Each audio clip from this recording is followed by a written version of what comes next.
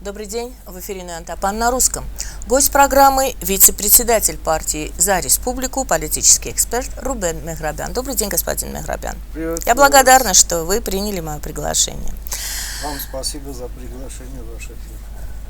Процесс нормализации армяно-турецких отношений вроде бы как медленно продвигаются вперед. Уже, как известно, начался процесс разминирования на участке границы с Карсом, принадлежащим в настоящее время Турции. Я знаю, что на днях в Армянском институте по международным проблемам и вопросам безопасности, где вы являетесь координатором программ, состоялась встреча с вице-председателем Национального собрания, представителем Армении на переговорах с Турцией Рубеном Рубиняном.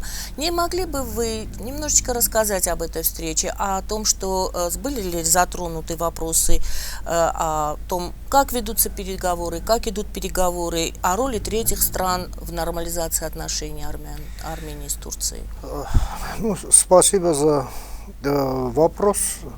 Действительно, вчера в нашем институте, Армянском институте международных отношений и безопасности, состоялась встреча со спецпредставителем Армении на переговорах с Турцией Рубеном Рубиняном. Встреча состоялась в режиме Chatham House, естественно, предполагающим, что я не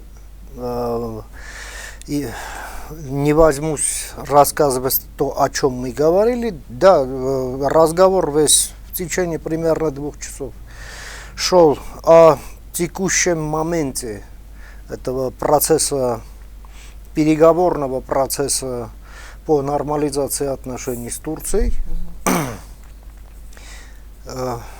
о роли и позиции третьих стран в этом процессе, значит, о том, как они влияют на этот процесс и влияют ли. Но я охотно поделюсь моими суждениями, основанными на открытых источниках, да, которые на данный момент есть, полагая, что это будет представлять интерес для вашей аудитории. Что ж, да, процесс идет со скрипом, но он все-таки идет. И здесь очень важно то, что с одной стороны, что независимо от того, что произошло, скажем, 2 года назад, да, тем не менее, Армения подходит к вопросам с позиции здравого смысла. И с другой стороны, что также независимо от того, в каком состоянии дела сейчас в нашем регионе, на фоне тех событий, которые происходят в Украине в результате российской агрессии, тем не менее, что нужно воздать должное и турецкой стороне.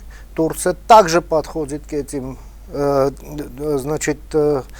вопросу отношений с Арменией с позиции здравого смысла. Но с другой стороны, да, процесс довольно-таки трудный, процесс тяжелый. И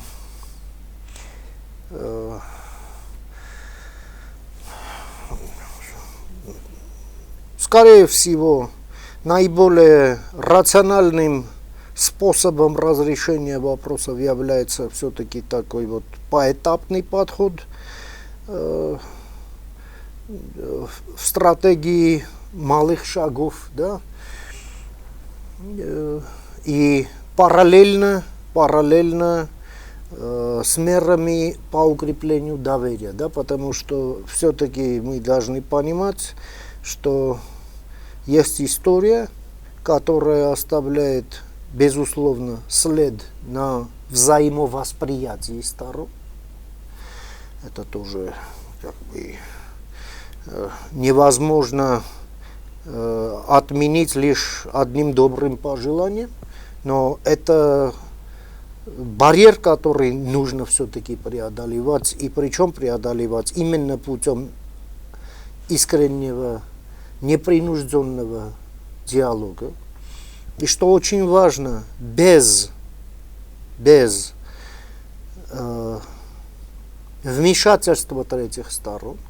А если вмешательство, то есть даже не вмешательство, а содействие, морально-политического содействия вот этому процессу, но не более того. То есть главными действующими лицами в этом процессе является Армения, Турция. И я думаю, что в этом отношении подобран наиболее оптимальный такой формат. Это двусторонний формат, это безусловно двусторонний формат, но при всем при этом, да, здесь есть интересанты. Причем совершенно такие вот разнонаправленные по своим восприятиям, по своим интересам. Какие-то интересанты. Это наш добрый сосед Грузия, наш добрый сосед Иран, наш так называемый стратегический союзник Россия, наши союзники по демократическим реформам и по сходству интересов, это Соединенные Штаты и Европейский Союз. Здесь, конечно, есть Азербайджан, тоже прямой интересант этого всего. Ну и есть множество интересантов, скажем так, уже второй орбиты, куда можно включать. Причем здесь интересанты как со знаком плюс, так и со знаком минус. Скорее всего, со знаком плюс. Азербайджан? Интересанты вот второй орбиты. Да? Туда можно включить всех соседей наших соседей. Да? Это в основном, скажем так, в целом это интересанты со знаком плюс. По Азербайджану, смотрите, если на вопросы смотреть разумно, то почему у Азербайджана должен быть знак минус? Да? С точки зрения, опять-таки, здравого смысла, Азербайджан должен быть заинтересован в том, чтобы у Армении с Турцией, чтобы были как можно более предсказуемые, регламентированные, скажем так, лишенные стереотипов всяких разных отношений. Если смотреть на вопрос, именно имея в виду видение долгосрочной перспективы, то это однозначно должно быть в интересах Азербайджана. Точно так же, опять-таки, с позиции здравого смысла, для Армении выгодно как можно более тесное взаимодействие и взаимоотношения Азербайджана с Европейским Союзом и Соединенными Штатами. Может это показаться странным. Я уже слышал оценки о том, что есть опасения. Возможно, в какой-то мере обоснованные, что это вызов для Армении и так далее. Но если Армения ничего не будет делать, все, что в мире не делается, это может стать вызовом. Но я полагаю, что Армения, имею основания полагать так, что Армения не бездействует, и это не вызов, а наоборот, это очень хорошая возможность формирования основ для гармонизации отношений с Азербайджаном в том числе, потому что более прочные и связанные взаимными обязательствами отношения с Европейским Союзом создают основы для того, чтобы Азербайджан действовал именно в рамках европейских правил в своих отношениях с Арменией. И, естественно, чем больше будет в этом европейский фактор, тем больше шансов, что это будет именно так, а не наоборот. Мы должны понимать, эта стратегия чему противостоит. Эта стратегия противостоит противоположной стратегии, которая взращивает Россия, согласно которой Азербайджан должен быть обязательно палачом, а Армения обязательно его жертвой. И вот посередине только тогда и в таком случае открывается место для того, чтобы там была Россия. Другой возможности, чтобы Россия с ее архаичной и преступной уже на данный момент сущностью просто не имеет никакого смысла оставаться в этом. Но здесь есть и отличие. Отличие в том, что Азербайджан в конце концов сам решает, быть ему палачом или не быть. Ну, в силу тех или иных обстоятельств, которые также будут влиять на это решение. Но у Армении нет выбора, быть жертвой или нет. Естественно, мы будем делать все, чтобы не стать жертвой этого. Но мы должны понимать, кто это делает и зачем. А именно для этого, чтобы эти роли были распределены, чтобы это распределение не менялось, и чтобы это все работало именно так, чтобы обеспечивало незаменимость российского присутствия в нашем регионе, якобы для недопущения этого. Вот и вся игра. Поэтому, опять-таки, возвращаясь к нашему вопросу,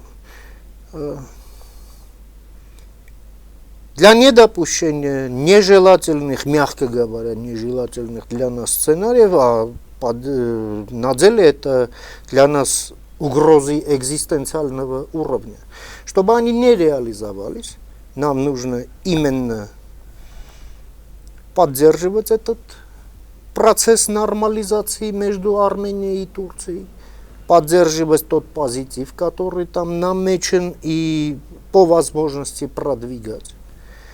Второе. Продолжать переговорный процесс с Азербайджаном, как бы это ни тяжело бы не было, ну, чисто вот с позиции переговорщика, да, тяжело. Им тоже, я так думаю, не так, что все это очень легко идет, и с их стороны тоже. Но в то же время, да, здравый смысл должен быть в основе всех этих переговорных процессов. А не мелкая месть, а не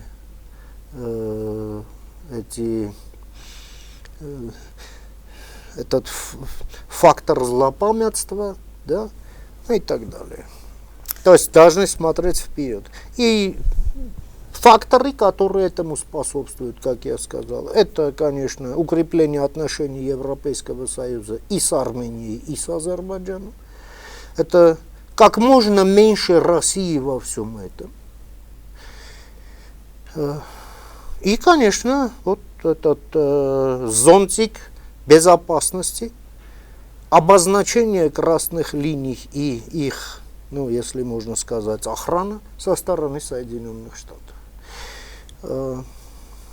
Это вот такой вот благоприятный фон именно для такого продвижения процесса. Поймите, что это не то, о чем мы мечтали, но это лучшее из того, что у нас есть и может быть сейчас и в среднесрочной и долгосрочной перспективе.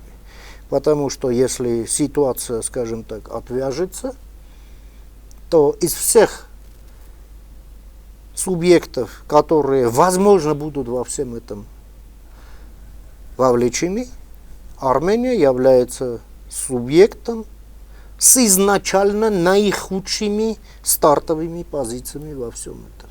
То есть мы должны понимать, что если ситуация выходит из-под контроля и в регион приходят, скажем так, джунгли, то шансы у нас наихудшие. Ну, таково положение вещей. Да? Скажем, расстановка сил и таковы карты на руках, если более так образно выразить. Давайте четче попробуем рассмотреть позицию, реальное поведение, заинтересованность Запада, в данном случае США, России, обязательно России, вы вот сказали, это интересанты. Потом Азербайджана, вы коснулись, что Азербайджану в принципе должно быть на руку нормализация. Конечно. Давайте к этому еще раз вернемся, вспомним формулировку, прозвучавшую из Анкары, что нормализация нормализации, но для нас красными линиями, Азербайджан это красные линии. Мы вернемся к этому, давайте начнем с США. Итак, четче заинтересованность Запада, заинтересованность России, потом мы коснемся уже Азербайджана и вот этой фразы. Ну, прежде всего, от людей, знающих турецкий язык, причем так основательно, да, вот наших специалистов по Турции, слова Эрдогана были, в общем-то, немного вот эти нюансы неправильно переведены. В том плане, что Эрдоган не говорил, что Азербайджан сейчас красная линия. Он говорил, Азербайджан был для нас красной линией. Ух ты. Да. Оказывается, вот, ну, это такие нюансы все-таки. Восточные языки, они все такие гибкие. Да, это так, но считается, что вопрос решен. Судя по заявлениям официального Еревана, в ходе этих переговоров, вот те заявления, которые озвучивались, да, турецкая сторона вообще ни слова не говорит об Азербайджане, да, то есть вот эти непосредственные участники переговоров. Там вообще этот вопрос не обсуждается. И в своих интервью и до, и после встречи господин Рубинян тоже об этом говорил, да? Пашинян в своих публичных заявлениях тоже говорил. И по моим ощущениям это правда. Турецкая сторона на переговорах об этом вообще не говорит. Вопрос геноцида армян вообще не обсуждается. Это даже не вопрос для обсуждения. Тут все понятно, все известно, кто, что и как считает, и зачем. Да? Мы тоже не будем сейчас это обсуждать. Но происходит другое, да, вот начальство вот этих переговорщиков, да, они иногда вот говорят вещи, которые не должны говорить. По идее, если так вот ведется переговорный процесс, именно имея конечную цель нормализацию обстановки. Ну, например, такие вот резкие заявления со стороны отдельных должностных лиц Турции, ну, например, министра иностранных дел.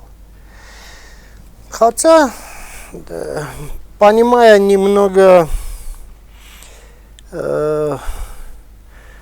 как работают государственные машины, все-таки это процесс, который находится именно под эгидой глав государств, а не Министерства иностранных дел. И это очень важно, потому что Министерство иностранных дел любого государства это, да, это важнейший дипломатический институт, но это еще и бюрократическая иерархия, где то, что уже устоялось, очень трудно менять. Даже одного очень большого желания министра будет мало. Да, система может оказать сопротивление, может саботировать это все, может негативно отнестись к этому всему. Тогда как главы государств имеют еще и аппарат, который они лично собирают, да, то есть по своим таким персональным критериям, да. которые, в общем-то, в таких деликатных ситуациях реагируют намного гибче и прямее отражают мнение самих глав государств. Это как бы в плане того, как эти системы работают. Так что мы здесь еще и имеем такие вот моменты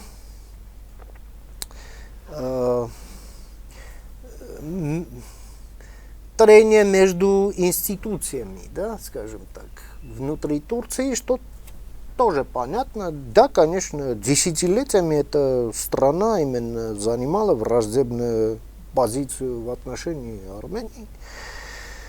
И то, что сейчас идет переговорный процесс, а он, повторю, идет, и какие-то вот промежуточные позитивные итоги тоже фиксирует, ну, это должно пройти время, чтобы вся государственная система как-то вот адаптировалась к этому, а Турция все-таки страна с государственной традицией, несколько веков, да, эти институции там устоялись, и вот эта институциональная инерция, повторю, потребует времени, чтобы вот этот в ногу со временем. Да, эффект прошел. Теперь смотрим, а что Россия?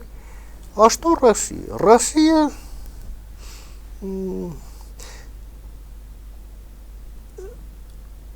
на словах поддерживает этот процесс. Есть много предпосылок к тому, что России этот процесс действительно выгоден тоже.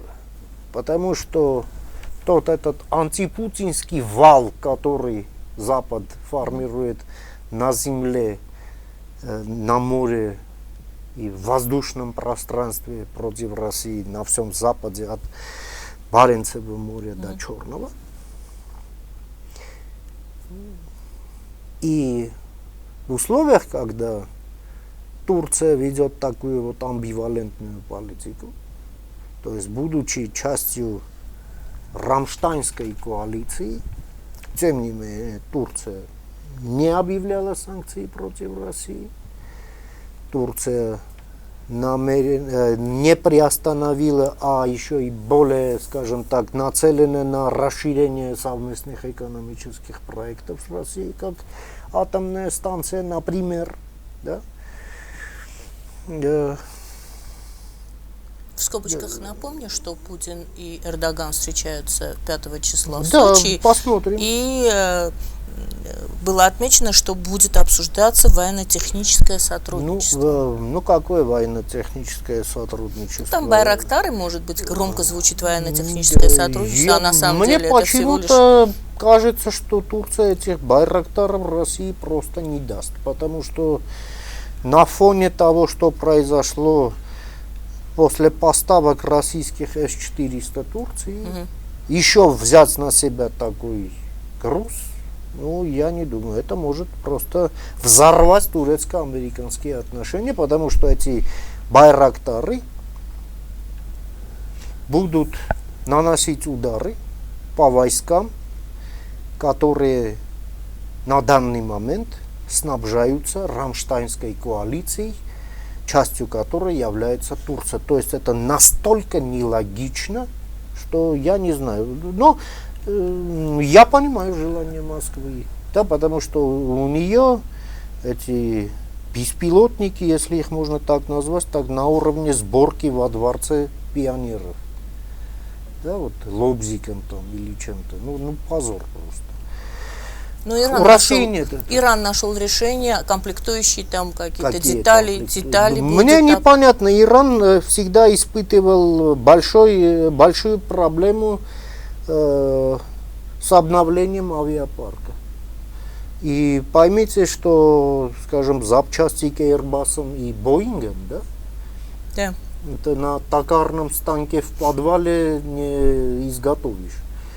Ну, я не знаю, ну вот что будет поставлять Иран в Россию? И зачем это делается? Скорее всего, здесь больше удельный вес пиара, чем сути на самом деле. Психологической поддержки, да? Да. А что касается беспилотников, об этом этот, скажем так, разговор или инцидент уже исчерпан.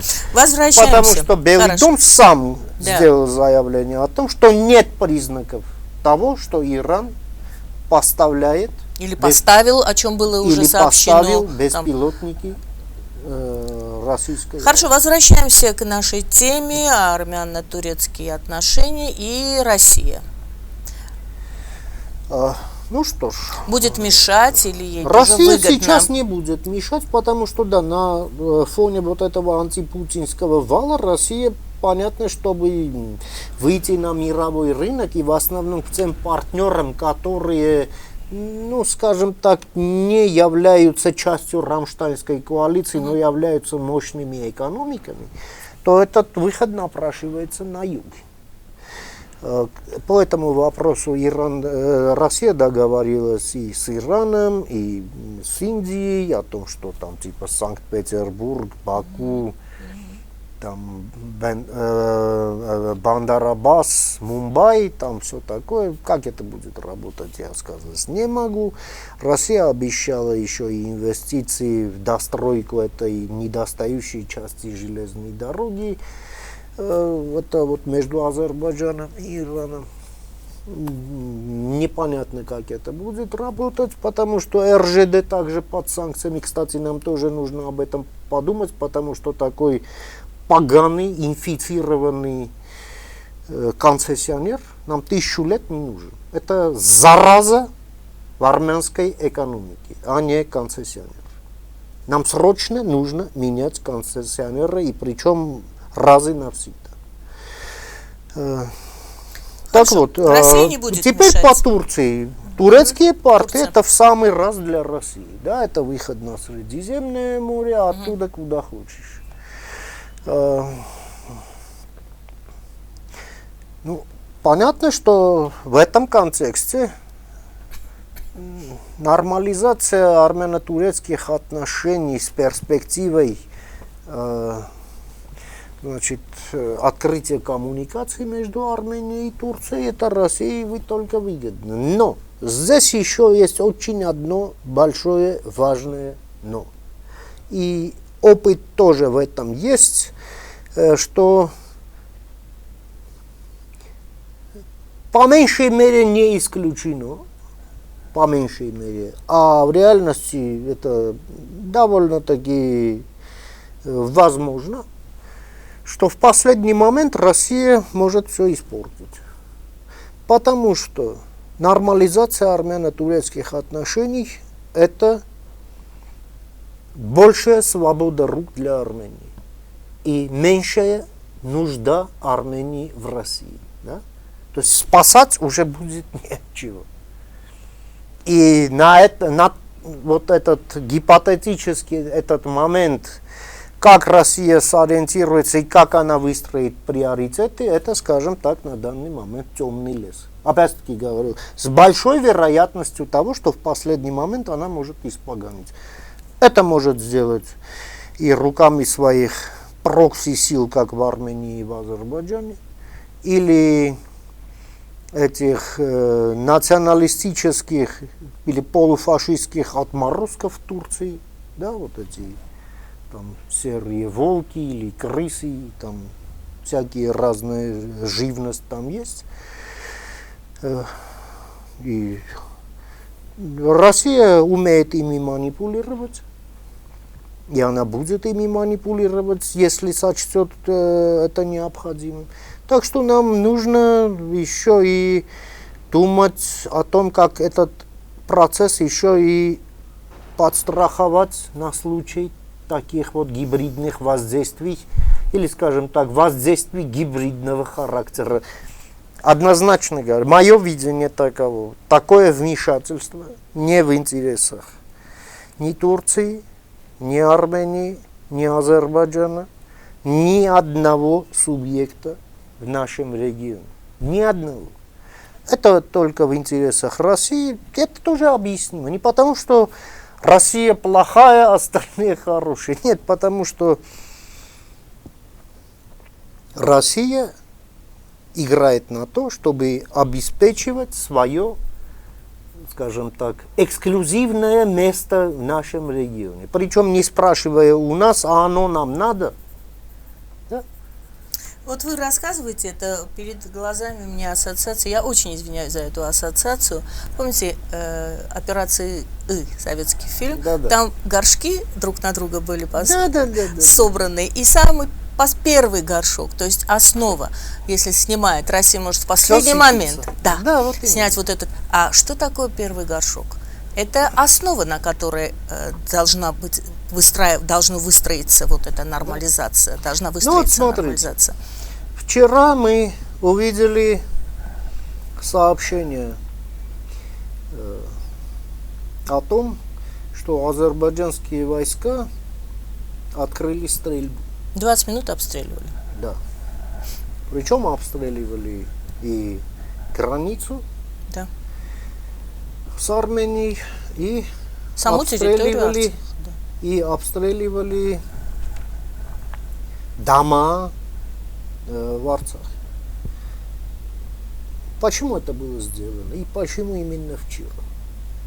Понятно, что это не инцидент, это политика. Это политика, которую проводит Алиев. Но почему он проводит эту политику и как это так, что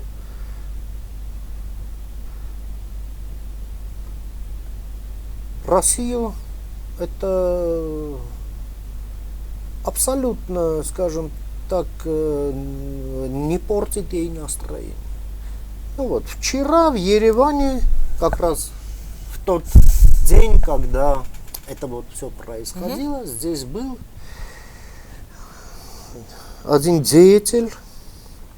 Спецпредставитель главы МИД РФ. Да, и он же сопредседатель Минской группы ОБСЕ, Они так не называют. Это которая по заявлению товарища Лаврова больше не существует.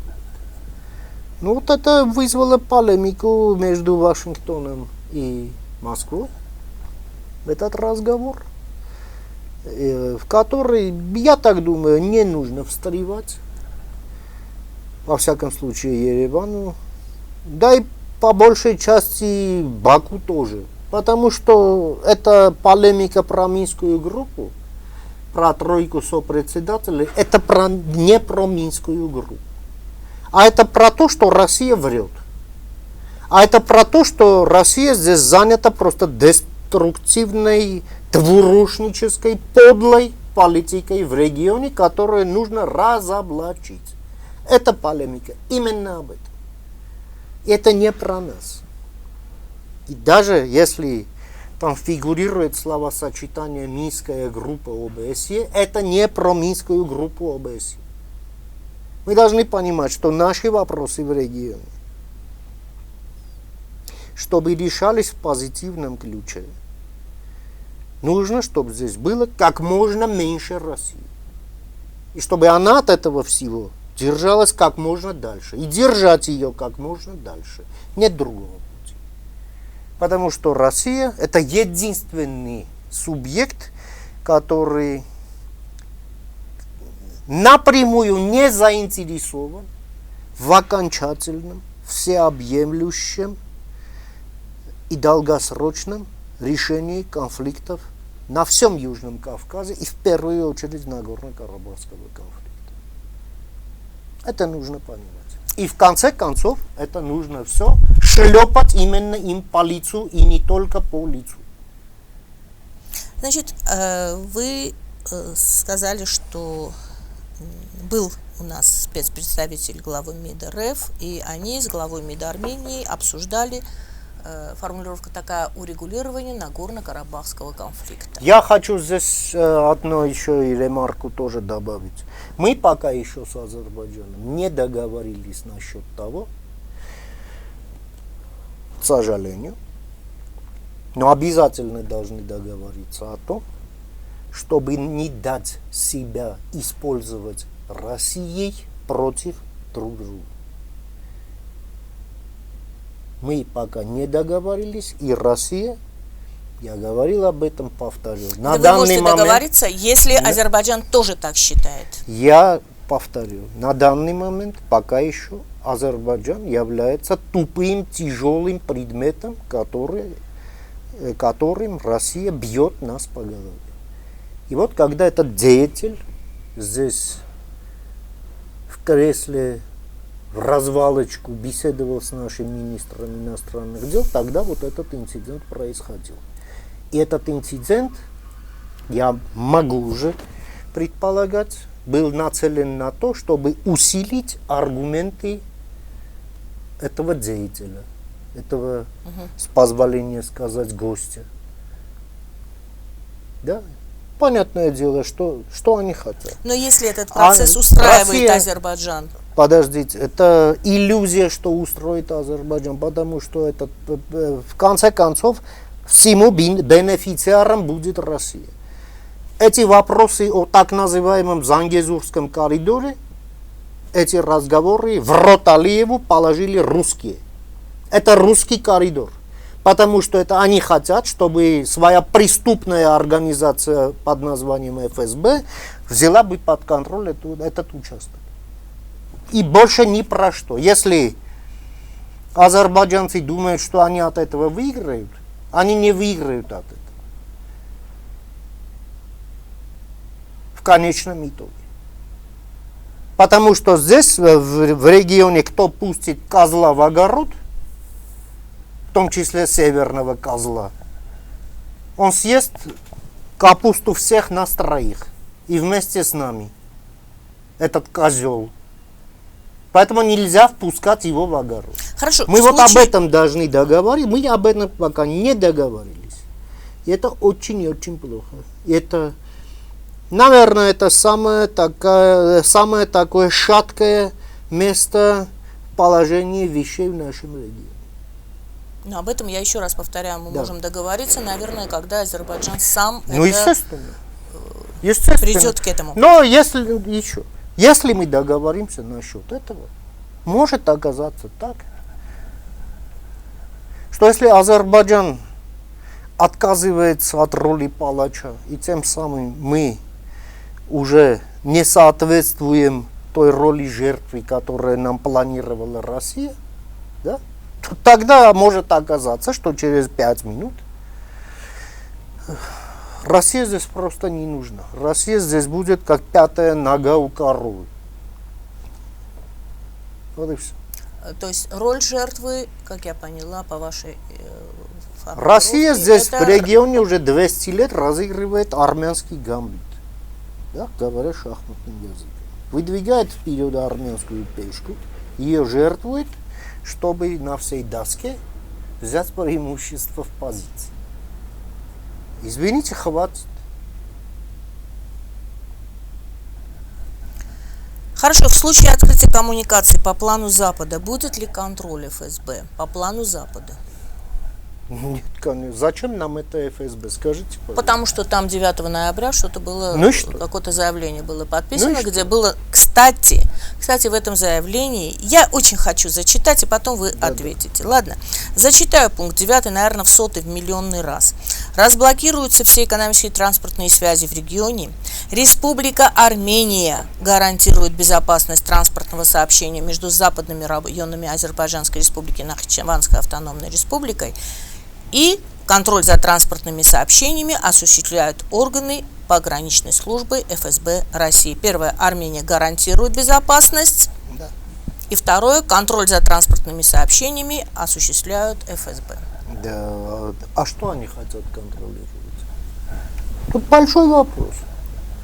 Если Армения и Азербайджан договариваются о том, что в этом контроле нет необходимости, и контроль, который обеспечивается по всей линии коммуникации Городиз, Мегри, Нахичеван, Ереван, Гюмри, Карс, осуществляют соответствующие органы, институты соответствующих стран под юрисдикцией международно признанной, в которых находятся свои части этой единой коммуникации, да, Это как бусы, да, там ниц не должна прерываться, потому что все рассыпется. А если будут опять инсценированные обстрелы? А кто будет инсценировать? Кто инсценирует? ФСБ, да. Вот именно. Поэтому пусть убираются к чертовой матери. Нам ФСБ не нужно, нам нужны открытые коммуникации. Вам не нужно, Азербайджану нужно? А зачем Азербайджану? Должно быть Давайте нужно... подумаем. Давайте подумаем. Пусть азербайджанцы тоже думают. Зачем им это ФСБ, да? Хорошо, а по плану Запада, опять вопрос мой, будет ли Я контроль не знаю, ФСБ? есть ли план. Нет, а Западу зачем ФСБ? Ну, вот Значит, зачем? значит, если нет, Это то никому, значит, это никому этот не... пункт выходит. Давайте. Если этот пункт выходит, За там не цепочкой надо выходят внести. другие пункты. Конечно. Нет, это не так. Это опять-таки мы договариваемся. Если мы договариваемся о том, что всем договаривающимся сторонам реальным, да, а не тот, кто там протиснулся, а реальным сторонам, в частности, это Армения и Азербайджан, это присутствие не нужно, оно не нужно, то оно становится, да, ненужным. И Запад тоже, естественно, и Турция тоже. Что делать с этой бумажкой, там, где 9 пункт? Где ФСБ должен стоять? Давайте все, еще там до 9 пункта есть еще пункты, давайте это все дело выполнять. В частности, снимать этот раздражитель. Я тоже с позиции здравого смысла уже не могу понять, зачем Азербайджан держит наших пленных, продолжает держать у себя наших пленных. Давайте вот эти вопросы, которые просто уже раздражают. Тем более речь идет о конкретных людях, об их семьях. Уже 2 года скоро, как война прошла, да? Этих людей нужно отпустить для начала. Я об этом говорил и продолжаю настаивать. Судя по реакции России и судя по тому, как этот фактор еще и используется, я могу сказать, что это российские заложники, а Баку это лишь адрес тюрьмы, в которой они содержатся. К моему сожалению. Поэтому я считаю также очень важным заявление Блинкена о том, что Соединенные Штаты готовы оказать содействие Армении и Азербайджану в разблокировании этих коммуникаций. Это очень важное заявление, и нужно понимать, что там ФСБ просто делать нечего. Это раз. Во-вторых, здесь очень важно сформировать региональный контекст с самым глубоким и активным вовлечением Грузии в эти дела. Это только на пользу. Я считаю очень важным первую встречу министров иностранных дел Армении и Азербайджана именно в Тбилиси, потому что это была встреча уже без русских глаз и без русских ушей, и это очень важно. Очень важно, чтобы эта встреча не стала последней, а стала началом, скажем так, еще одного тбилисского трека вместе с брюссельским. Да. Это очень важно. Потому что у Грузии уникальный исторический опыт в этом отношении. Правда, вот это исторически говоря, я имею в виду независимой Грузии вот последних 30 лет. Смотрите, по масштабам Грузии, а они не очень большие, как мы знаем, в Грузии довольно-таки многочисленная и армянская община, и азербайджанская община, да? Которые есть места, где они просто живут вот по соседству, да, или в рамках одного населенного пункта, допустим, села. И причем это в нескольких километрах от границы Армении с Азербайджаном, где шли бои, там перестрелки и так далее. Внутри Грузии межобщинных столкновений просто не было. Там и враждебности как таковой просто не было. Там даже есть межобщинные уже такие коммерческие связи, ну, сезонного характера, да, допустим, там, к зиме картошка идет в Марнеуле, там мандарины идут в Ахалкалаги, допустим. Это конкретные люди, которые идут, договариваются, дружат, друг другу накрывают столы и так далее, невзирая на войну. И там вот такая вот постановка вопроса. Если вот вы приезжаете из Армении и Азербайджана, да, мы знаем, что вы там воюете, но войну оставляете на границе, и вот без войны приходите сюда. То есть Грузия смогла создать такую вот атмосферу, ну, скажем так, отсутствия вражды, и основанную на просто вот здравом смысле.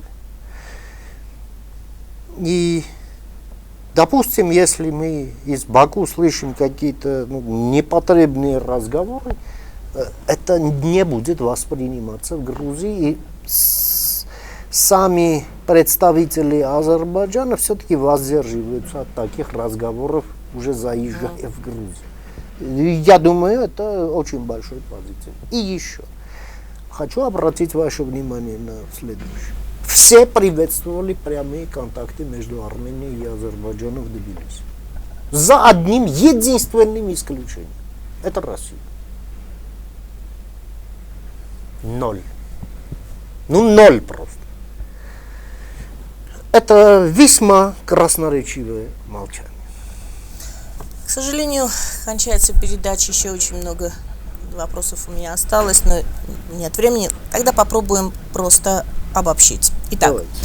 армяно-турецкие, армяно-азербайджанские отношения, я так вопрос, это даже не вопрос, а тема, регион и будущая мировая битва. То есть готовится ли регион к чему-то? Вот то, что мы говорили, США, интересы России, отношения Армении с Азербайджаном, Армении с Турцией, это есть подготовка к какой-то перед заварухой какой-то мировой? Ну, знаете как, с 2014 года в мире идет Первая мировая гибридная война. Она была развязана Россией с целью развала существующего миропорядка и для создания условий для миропорядка нового, которое по замыслу хозяев Кремля будет лучшим для России. Да? И они назвали его за многополярный мир. Понимая под этим, что одним из полюсов являются они. Затем эта Первая мировая гибридная война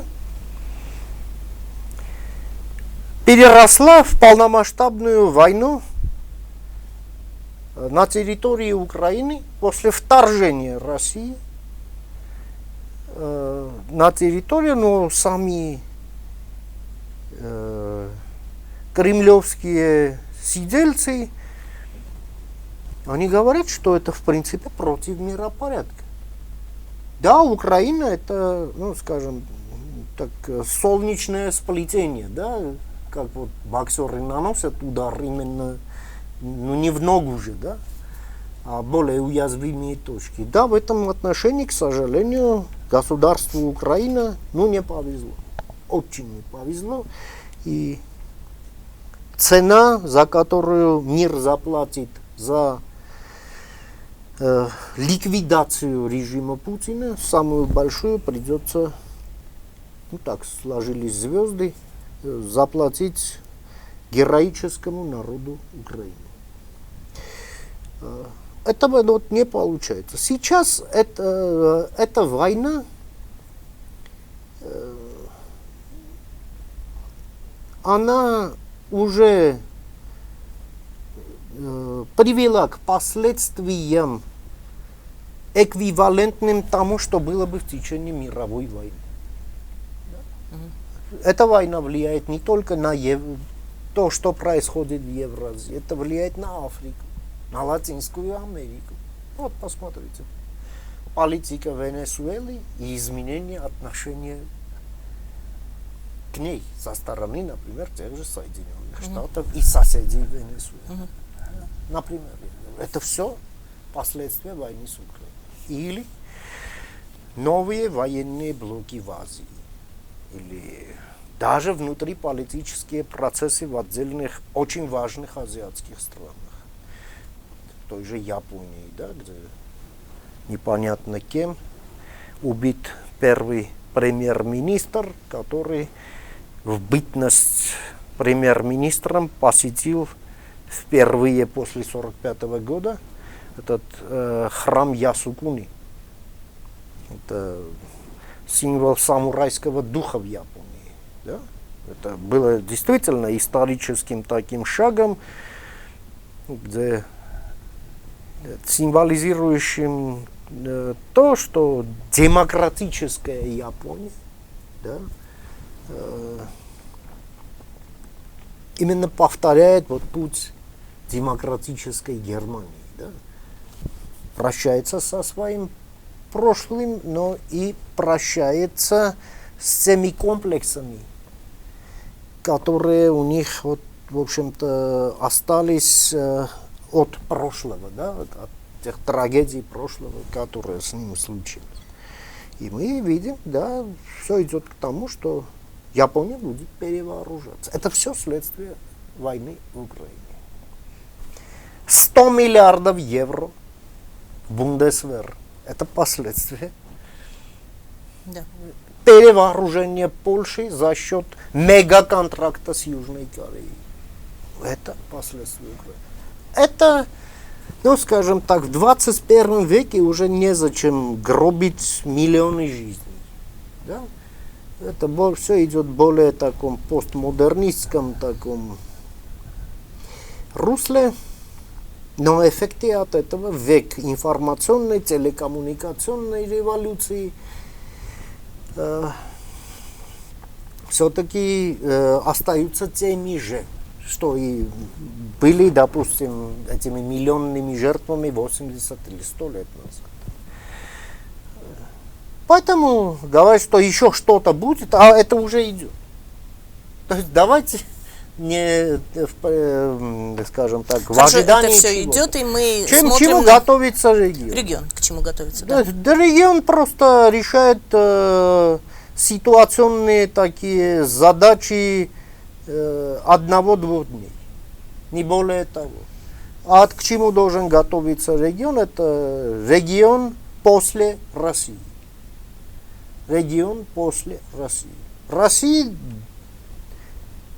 должно быть и будет нанесено политическое, экономическое, военное, идеологическое и моральное поражение. И Россия будет обязана распустить те преступные организации, которые там являются государственными, точно так же, как в Германии это были СС и Гестапо. Они будут распущены. Будет распущено ДКБ, эти все ЕАЭС. Российские войска будут под конституционным запретом находиться исключительно в границах Российской Федерации. Народам России будет предоставлено право на самоопределение и так далее. Вот к этому надо готовиться нашему региону, чтобы эти процессы в регионе не сопровождались тем, чем они сопровождались дважды за последние 100 лет, когда Россия отсюда уходила, причем в течение одного дня. И по причинам исключительно внутреннего характера, внутрироссийским причинам. Мы сегодня вот мы говорим, говорим об этом как о чем-то в неопределенном будущем, а утром просыпаемся и видим, что самое близкое место, где находится русский солдат, это река Дон или Ростов-на-Дону. Да, это мы видим, что это все идет к третьему разу. И тот, кто этого не замечает, либо слепой, либо замечает и молчит, значит подлец. То есть третьего варианта здесь нет. Спасибо вам большое. Вам спасибо. Спасибо всем, кто слушал Рубена Меграбяна, вице-председателя партии «За республику», политического эксперта. Беседу вела Гаана Аракелян. Всех благ и пусть будет мир.